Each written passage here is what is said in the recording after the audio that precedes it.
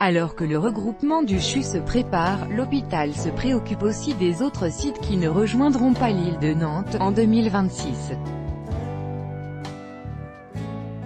Mardi midi, la première pierre du nouveau bâtiment de médecine physique et de réadaptation, dédié au grand handicap, a été posée sur le site de Saint-Jacques. Ces locaux, où travaillent 400 professionnels, vont être entièrement reconstruits, au service des patients, et pour améliorer les conditions de travail, pour un total de 61 millions d'euros.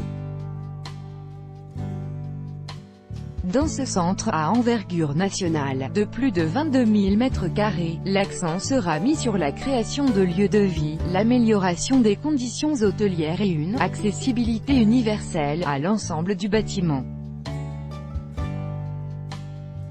Une place plus importante sera réservée à l'ambulatoire. Un plateau technique sera créé permettant la rééducation simultanée de 140 patients, le gymnase sera rénové et les dimensions de la piscine seront multipliées par 4. Un volet de ce projet sera consacré au numérique, avec la possibilité pour personnel et patients de contrôler éclairage, climatisation ou autres dispositifs à distance.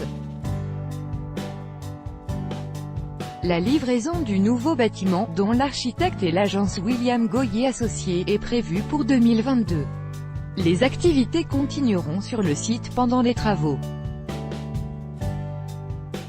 Site régional de référence selon le CHU, le service de médecine et de réadaptation est devenu, en 40 ans, le seul site régional de référence et d'expertise des blessés graves du système nerveux et atteints de lésions cérébrales et de la moelle épinière grave.